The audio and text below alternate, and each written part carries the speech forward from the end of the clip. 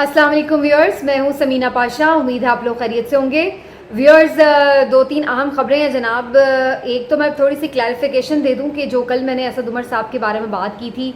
जब वो अदालत में पेश हुए थे और वहाँ पर इमरान खान साहब से उनका जो एक आमना सामना हुआ था, तो उसके ऊपर मैंने ज़रूर थोड़ी पिछले वीलॉग में बात की थी, लेकिन उस वक्त तक असद उमर साहब का जो इंटरव्यू था वो मैंने नहीं देखा था और वो रिकॉर्डिंग के बाद मैंने देखा था। तो उसके बाद जो चीज़ें हैं वो कुछ और तरह से भी सामने आई हैं और उसके बाद फिर पीटीआई का उसके ऊपर मौक़िफ़ भी सामने आया है। तो अब इसको ज़रा हम एक डिफरेंट एंगल से आज एनालाइज़ करेंगे कि असद उमर साहब कहाँ खड़े हैं। थोड़ी बात करेंगे चीफ जस्टिस साहब की एक अहम मुलाकात के हवाले से, और ये मुलाकात हुई है chief justice of Pakistan Umar Ata Bandial साहब की सुप्रीम कोर्ट ऑफ पाकिस्तान में दो अहम वकील सीनियर रहनुमाओं के साथ। इस मुलाकात में क्या डिस्कस हुआ है और किस तरफ हालात जा रहे हैं इसके बारे में भी बात होगी। एक चीफ साहब खुद मैदान में आ गए हैं, वो क्यों आए हैं, किस लिए आए हैं, इसके ऊपर भी आपको तफसीली खबर देंगे। लेकिन पहले आपसे रिक्वेस्ट है कि चैनल को कर ले सब्सक्राइब और वीडियो को लाइक और शेयर भी किया करें। तो जनाब यहीं से बात शुरू कर लेते हैं। फौजी अदालतें एक बहुत बड़ा इस वक्त सवाल है जो सबके सामने खड़ा है, क्योंकि आर्मी चीफ इसके ऊपर कैटेगोरिकली अपना स्टेटमेंट दे चुके हैं कि जो वकला जितनी मर्जी शोर मचा रहे हैं, उनकी जो भी राय है वो अपनी जगह है, उसके ऊपर मैं बाद में आती हूँ। लेकिन आर्मी चीफ इस बात पर बिल्कुल क्लियर हैं कि जो 9 मई के वाक़यात में लोग मुलव्वस हैं उनके ऊपर आर्मी एक्ट के तहत कार्रवाई होगी, फौजी अदालतों में कार्रवाई होगी और कुछ अफराद को तो बाकायदा फौजी अदालतों की हवाले कर दिया गया है, उनकी तरफ भेज दिया गया है। तो ये जो एक डेवलपमेंट है ये बड़ी इम्पॉर्टेंट है कि आर्मी चीफ इस बात के ऊपर बड़े क्लियर हैं कि उन्हें ये सारे लोग जो कि इस तशद्दुद में मुलव्वस थे 9 मई के, उन्हें वो फौजी अदालतों में चाहिए और उनके ट्रायल भी वो आर्मी एक्ट के तहत ऑफिशियल सीक्रेट एक्ट के तहत ही करना चाहते हैं। अब बात यह है कि आर्मी चीफ की ख्वाहिश अपनी जगह, उन्होंने फॉर्मेशन कमांडर्स के एलामिया में भी ये बात दोहराई है। इसके अलावा कोर कमांडर जो कॉन्फ्रेंस हुई थी उसके बाद जो एलामिया ISPR का जारी हुआ उसमें भी ये बात की गई, और उससे पहले भी मुख्तलिफ गैरिजन के दौरे में भी जब वो गुफ्तगू कर रहे थे तो उसमें भी उन्होंने इन्हीं ख्यालात का इजहार किया था। तो वो कंटिन्यूसली अपने इस स्टैंड के ऊपर फर्म हैं कि ये 9 मई के जो वाक़यात हैं उनके अगेंस्ट लोगों के, ना सिर्फ ये कि जो लोग फिजिकली वहाँ पर मौजूद थे और तोड़ फोड़ कर रहे थे, तशद्दुद के कार्रवाइयों में बराबर शामिल थे, ना सिर्फ वो बल्कि इसके पूरे जो मास्टरमाइंड हैं और जो लोग सहूलतकार रहे, जिन्होंने फैसिलिटेट किया, जिन्होंने इसकी सारी साजिश और प्लानिंग की, उन तमाम लोगों के खिलाफ भी उनका ये कहना है कि जनाब आर्मी एक्ट के तहत फौजी अदालतों में मुकदमात चलेंगे। अब बजाय इसके कि हुकूमत इसके ऊपर कुछ रेजिस्ट करती या उन्हें कुछ किसी तरह से भी एतमाद में लेती कि इन अदालतों के बजाय हमें जो हमारी मौजूदा कोर्ट सिस्टम है उसकी तरफ इसमें जाना चाहिए, हुकूमत ने भी इस्टेब्लिशमेंट की हाँ में हाँ मिलाई और बल्कि ये कहा जाए कि वो तो ज़्यादा खुश हुए ना, उनका तो सियासी मुखालिफ इसमें रगड़े में आ रहा था, तो उन्होंने तो बाकायदा ज़ोरों शोर से उनकी हिमायत की। इतना ही नहीं बल्कि पार्लियामेंट में एक करारदाद मंजूर की गई बाकायदा तौर पर, जिसमें सियासतदानों ने इस बात पर मोहर लगाई कि जनाब ठीक है, सिविलियन के जो ट्रायल हैं वो फौजी अदालतों में होंगे, और इस तरह से उन्होंने एक लेजिटिमेट जवाब फ्राहम करने की कोशिश की इस ख्वाहिश को कि किसी भी तरह हम अपना कंधा दे दें कि जनाब बिल्कुल हम भी इसकी तौसीक करते हैं। ये सूरत हाल हुई और फिर हमने देखा कि इवेंचुअली इसके लिए बाकायदा हमें पूरी एक कैंपेन भी नज़र आई कि जिसमें हुकूमत ने पूरी कोशिश की कि ये साबित भी कर दें कि इसका मास्टरमाइंड इमरान खान है, और PTI ने बतौर जमात पॉलिसी इसको पूरा प्लान आउट किया था और 9 मई के जो हैं वाक़यात रूनुमा हुए। लिहाजा इमरान खान से लेकर उनकी क़यादत से लेकर और फिर नीचे वर्कर तक, इसमें जितने भी लोग रगड़े में आएंगे उतना हुकूमत के लिए तो ज़ाहिर अच्छी बात थी, उनको सूट करता था पॉलिटिकली। तो उन्होंने इसको पूरी तरह से मीडिया के थ्रू, कंट्रोल्ड मीडिया के थ्रू इसको पूरा इन्होंने अपना जो है एक कैंपेन रन की और उसमें ये साबित किया कि जी ये ऐसा ही है। और फिर उसके बाद हमने देखा कि इस सिलसिले में बाकायदा प्रोसीडिंग्स शुरू भी कर दी गई। अब सूरत हाल ये है कि बहुत से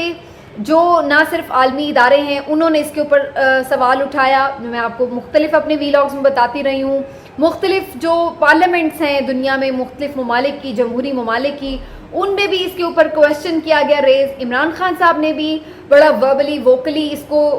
सारे मामले को कंडेम भी किया 9 मई को, और साथ ही ये भी कहा کہ اس کی آڑ میں یہ نہیں ہونا چاہیے کہ پی ٹی آئی کے ساتھ کوئی زیادتی کی جائے، اور انہوں نے اپنا مقدمہ انٹرنیشنلی لڑا اور بہت خوب لڑا، اور اس کے بعد پھر ہم نے دیکھا کہ جو عالمی ادارے ہیں وہ بھی میدان میں آئے، اور سب سے بڑھ کر جو ایک بڑی دیر سے ہم چیز دیکھ رہے تھے کہ بار بار عمران خان صاحب زمان پارک میں ملاقاتیں کرتے رہے ہیں مختلف وکلاء کے ساتھ، تو وکلاء کو بھی انہوں نے موبیلائز کیا، اور الٹیمیٹلی وکلاء تنظیمیں ہمیں اس وقت یہ ڈیمانڈ کرتی نظر آئیں کہ جناب فوجی عدالتوں میں سویلین کے ٹرائل نہیں ہوں گے، اور اس کے بعد ایک یہ موومنٹ ہمیں تھوڑی بڑھتی عدالتوں میں جاتی نظر آئی جب چودھری اعتزاز احسن صاحب نے بنفس نفیس عدالت میں جا کر ریٹ پٹیشن کی کہ جناب فوجی عدالتیں ہمیں قبول نہیں ہیں اور ان عدالتوں میں سویلین کے مقدمات کا ٹرائل نہیں کیا جا سکتا، یہ آئینی اور قانونی طور پر بھی اس کی گنجائش موجود نہیں ہے۔ تو اعتزاز احسن صاحب نے پٹیشن خود فائل کی ہے، پٹیشنر وہ بنے ہیں، جبکہ لطیف کوسا صاحب اور سلمان اکرم راجہ صاحب وہاں پر یہ مقدمہ لڑنے جا رہے ہیں سپریم کورٹ میں۔ سپریم کورٹ نے بھی اس پٹیشن کو انٹرٹین کر لیا ہے، کوئی اعتراض نہیں اس کے اوپر اٹھایا گیا، اس پٹیشن کو، اس درخواست کو ایڈمٹ کر لیا گیا ہے۔ اس کا مطلب یہ ہوا کہ اب یہ درخواست تو سنی جائے گی، اب آنے والے دنوں میں ہم دیکھیں گے کہ اس کا جو مقدمہ ہے وہ فکس ہو جائے، کیونکہ یہ درخواست بھی کی گئی ہے کہ اس کو ذرا جلدی کی بنیادوں پر ارلی ہیئرنگ کے لیے بھی جو ہے وہ درخواست کی گئی ہے۔ اس ڈیولپمنٹ کے بعد ایک اور بڑی امپورٹنٹ ڈیولپمنٹ ہوئی ہے، وہ جناب سابق chief justice of Pakistan Jawad S Khawaja صاحب، جی ہاں سابق چیف جسٹس بھی اس معاملے میں میدان میں آ گئے ہیں، اور انہوں نے بھی اپنی طرف سے ایک پٹیشن دائر کر دی ہے کہ یہ جو فوجی عدالتیں ہیں ان کا قیام غیر آئینی اور غیر قانونی قرار دیا جائے۔ تو چیف جسٹس جو پہلے ملک کے رہ چکے ہیں، اتنے بڑے عہدے پہ رہ چکے ہیں، وہ بھی اپنے طور پر اپنے ایک قانون کی روشنی میں یہ سمجھتے ہیں کہ یہ ایک غیر آئینی قدم ہوگا اگر سویلینز کا ٹرائل فوجی عدالتوں میں ہوتا ہے، تو انہوں نے بھی اس کے خلاف جو ہے آواز نہ صرف اٹھائی ہے بلکہ باقاعدہ وہ پٹیشنر بنے ہیں سپریم کورٹ آف پاکستان میں۔ پھر اس کے بعد لطیف کوسا صاحب اور اعتزاز احسن صاحب کی ایک ملاقات بھی ہوئی ہے chief justice of Pakistan Umar Ata Bandial صاحب کے ساتھ، ان کے چیمبر میں سپریم کورٹ میں وہ ملے ہیں جا کر، اور ان سے اس درخواست کے حوالے سے بھی اور جنرلی بھی جو یہ معاملات جڑے ہوئے آئینی اور قانونی ان کے اوپر انہوں نے تبادلہ خیال کیا ہے، اور آپس میں ان کی ایک بڑی امپورٹنٹ قسم کی میٹنگ ہوئی ہے۔ اس میٹنگ میں کیا اس کے ثمرات ملتے ہیں، کیا چیزیں ہونے جا رہی ہیں، وہ آئندہ چند دنوں میں ہونے والے واقعات میں ہمیں انفولڈ ہوتی نظر بھی آ رہی ہوں گی۔ تو ایک دفعہ پھر سے ان تمام حالات میں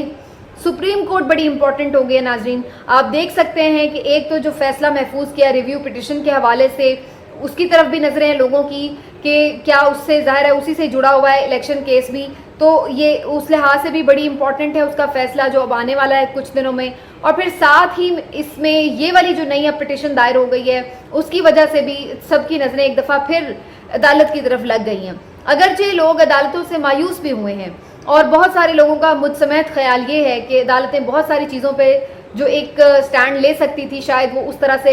پاورفلی نہیں لیا گیا، اور آئین کے اوپر فیصلے تو کرنے کے لیے پھر بھی سٹینڈ لیا عدالتوں نے، لیکن ان کے اوپر امپلیمنٹ نہ ہونے کی صورت میں کوئی خاص کارروائی نہیں کی گئی۔ تو یہ ایک راستہ فراہم کر دیا گیا ہے کہ جیسے کوئی بھی آئے کل کو اور نہ صرف یہ کہ آئین اور قانون کی دھجیاں اڑائے بلکہ سپریم کورٹ کے فیصلوں کو بھی اٹھا کے ردی کی ٹوکری میں پھینک دے اور وہ چاہے تو عمل نہ کرے۔ تو یہ آپ نے ایک طرح سے ایک راستہ فراہم کر دیا آنے والی حکومتوں کو، تو یہ ایک بڑی انفارچونیٹ بات ہے۔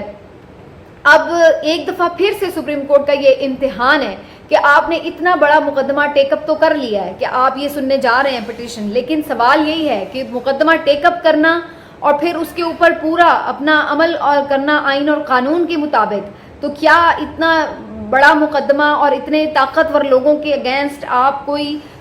فیصلہ کرنے کے اہل ہوں گے؟ کیا اتنی طاقت ہوگی؟ یہ ایک بہت بڑا سوال ہے، اور لوگ ایک دفعہ پھر سے آپ کے ساتھ امید بھی باندھیں گے اور دوبارہ سے آپ کی طرف دیکھیں گے کہ آپ کیا ان کو دینے ہیں والے ہیں، کیونکہ بہت ساری چیزوں پہ اس سپریم کورٹ سے لوگ بڑے مایوس ہوئے ہیں۔ مجھے یہ آنیسٹلی کہہ لینے دیجیے آپ، بھلے ہم یہ بات کرتے ہیں کہ جناب اتنی انسانی حقوق کی خلاف ورزیاں ہوتی رہیں، اعظم سواتی روتے دھوتے رہے، سپریم کورٹ کے آگے کوئی سنوائی نہیں ہوئی ان کے معاملے میں، جس طرح سے ان کی ایک پرسنل ویڈیو کو شیئر کیا گیا ان کی فیملی کے ساتھ، پھر ان کے ساتھ ننگا کر کے انہیں تشدد کیا گیا، شہباز گل صاحب کا معاملہ ہو، پھر ارشد شریف صاحب جیسے پکارتے پکارتے اس دنیا سے چلے گئے کہ انہیں سیکیورٹی چاہیے, لیکن چیف جسٹس صاحب نے ان کی کوئی سنوائی نہیں کی اور پھر الٹیمیٹلی وہ دنیا سے ہی چلے گئے. اور اس کے بعد بھی, ان کے شہادت کے بعد بھی ان کا معاملہ آج تک رکا ہوا ہے. بڑی مشکلوں سے دباؤ ڈال کر, بڑی منتیں ترلے کر کے اگر لے بھی لیا گیا اس کے اوپر نوٹس, تو پھر بھی اس کے اوپر کوئی خاطر خواہ پیش رفت نہیں ہو سکی. اور پھر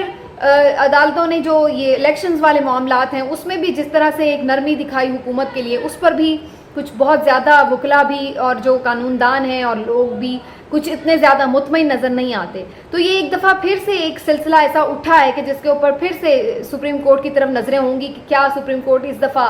کوئی اس میں اپنا ایک جم کے کھڑا ہو کے موقف دینے میں اپنی اہلیت کو ثابت کرے گی, یا پھر ہمیں پھر نظر آئے گا کہ کمزور موقف اور کمزور پوزیشن نظر آتی ہے. تو یہ بڑا امپورٹنٹ ہے جی. مقدمہ دیکھتے ہیں آنے والے دنوں میں کیا ہوگا. لوگ یہ سوال کرتے ہیں کہ جناب آپ ایک عام جو لوگ ہیں, عام سویلینز ہیں, ان کا مقدمہ, ان ظاہر ہے کہ لوگ یہ سوال کرتے ہیں کہ ان کے جب مقدمات یہاں پر چلتے ہیں, ان عدالتوں میں چلتے ہیں, تو پھر کیوں یہ مقدمات ان عدالتوں میں نہیں چل سکتے. کوئی یہ نہیں کہہ رہا کہ انہیں سزا نہیں ملنی چاہیے, لیکن سزا ملے, مقدمات چلیں تو آئین اور قانون کے مطابق ٹرائل کے بعد ملیں. یہ ان کا حق ہے as a Pakistani civilian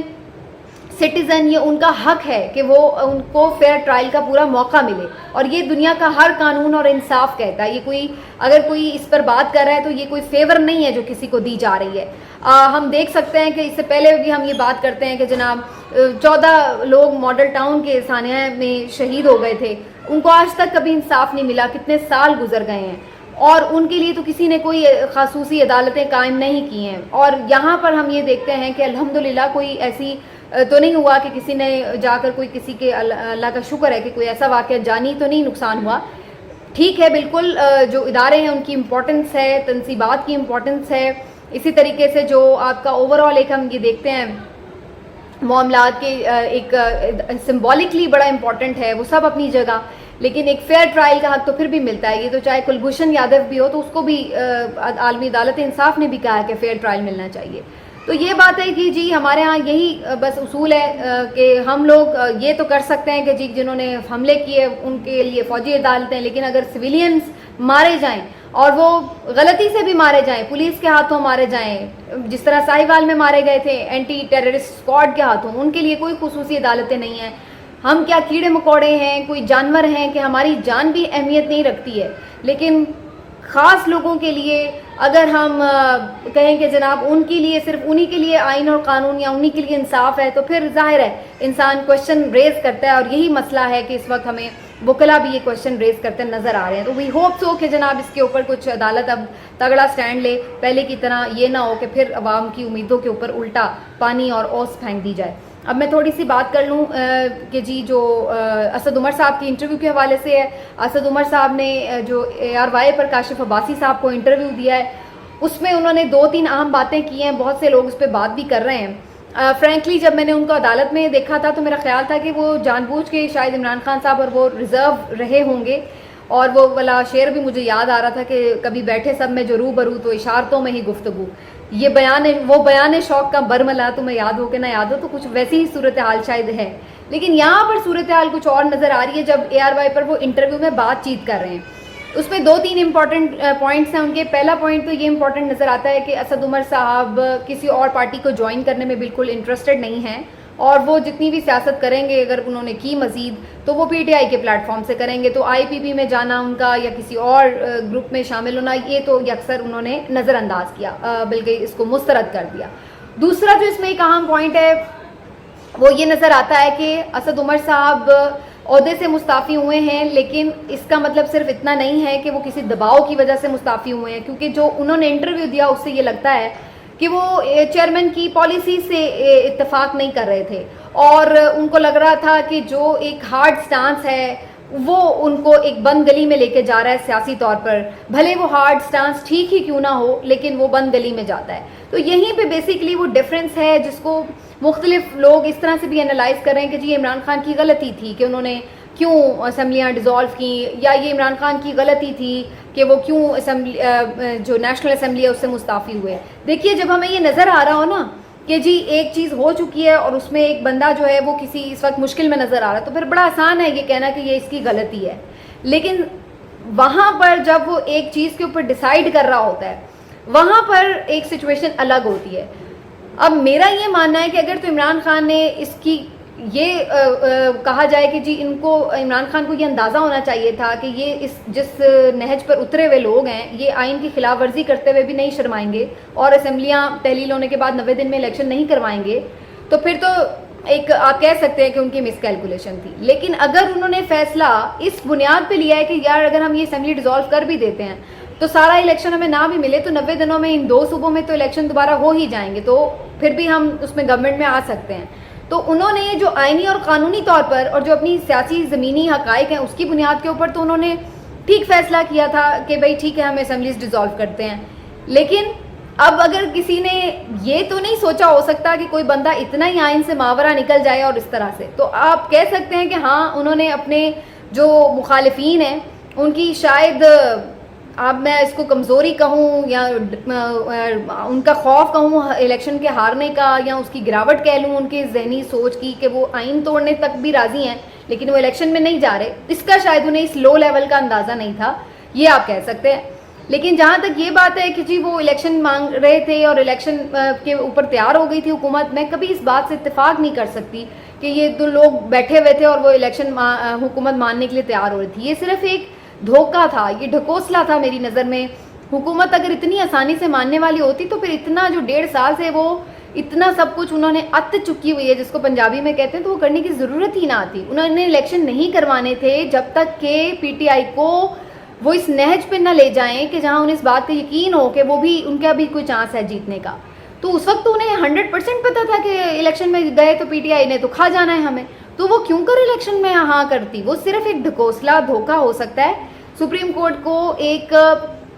lolly پاپ دینے کے لیے، ان کی تسلی کے لیے، لیکن اس کے علاوہ اس میں کوئی خلوص نیت ہمیں نظر نہیں آتی. جس وقت ہو بھی رہے تھے مذاکرات، چودھری پرویز الہی کے رات کو آ کے گھر کے دروازے توڑے جا رہے تھے، اس وقت اور بھی کتنی ایسی 2-3 چیزیں ہوئی تھی جو یہ انڈیکیٹ کر رہی تھی کہ وہ کبھی بھی اس میں مخلص ہے ہی نہیں ہے. تو پھر یہ کہنا کہ جی وہ اس وقت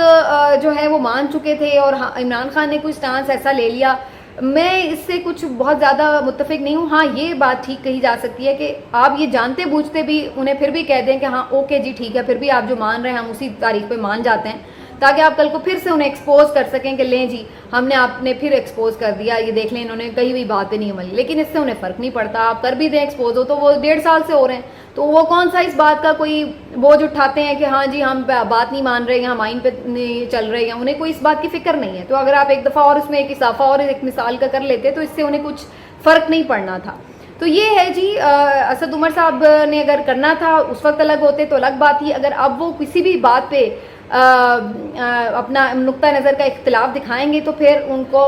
اس کو ہضم کرنا مشکل ہوگا. اور یہی وجہ ہے کہ پی ٹی آئی کا اس پہ خاصا سخت رد عمل آیا ہے. اور اگرچہ وہ رؤف حسن صاحب نے دیا جو سیکریٹری اطلاعات ہیں، لیکن ظاہر ہے وہ عمران خان کی ہی بیسکلی آپ سمجھیں کہ گفتگو ہے. اور مجھے لگتا یہی ہے کہ پھر عمران خان صاحب اس بات پر کافی خفا ہیں اسد عمر صاحب نے جو پبلکلی آ کے ان سے ایک ڈفرینس آف اوپینین شیئر کیا ہے. تو یہ ایک چیزیں ہیں اسد عمر صاحب کے لیے تھوڑا لگ رہا ہے کہ پی ٹی آئی کے لیے اس میں گنجائش ان کے لیے خاصی مشکل ہے، جس طرح اگر وہ پبلکلی آ کے اس پر انہوں نے بات کی ہے. دیکھتے ہیں آنے والے دنوں میں مزید اس پر کیا ہوتا ہے. پھر ملیں گے، اپنا خیال رکھیے، اللہ حافظ.